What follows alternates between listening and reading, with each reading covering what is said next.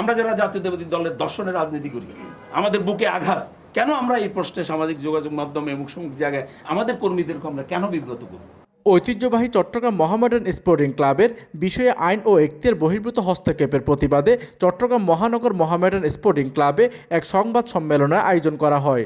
সংবাদ সম্মেলনে বক্তারা বলেন, চট্টগ্রাম মোহামেডান স্পোর্টিং ক্লাব ও ঢাকা মোহামেডান স্পোর্টিং ক্লাব দুটি সম্পূর্ণ পৃথক ও স্বতন্ত্র প্রতিষ্ঠান।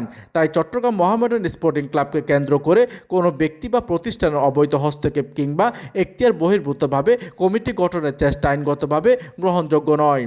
এইদিকে ক্লাবের সাধারণ সম্পাদক মোশাররফ হোসেন দীপ্তি বলেন, প্রধানমন্ত্রী prime minister gold cup football tournament উদ্বোধনের প্রাক্কালে চট্টগ্রামের ঐতিহ্যবাহী একটি ক্লাবকে ঘিরে বিভ্রান্তিকর তথ্য প্রচার ও বিতর্ক সৃষ্টি একটি পরিকল্পিত ষড়যন্ত্রের অংশ হিসেবে মনে করছেন তারা।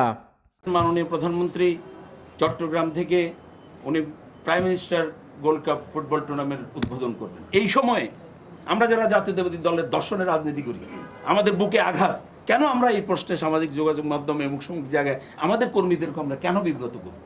উক্ত সংবাদ সম্মেলনে উপস্থিত ছিলেন ক্লাবের সভাপতি সৈয়দ শাহাবুদ্দিন শামীম, মহাসচিব মোহাম্মদ শওকত আজম খাজা, সাধারণ সম্পাদক মোশাররফ হোসেন দীপ্তি, চট্টগ্রাম মোহামেডান স্পোর্টিং ক্লাবের খেলোয়াড় সদস্য ও সমর্থকরা।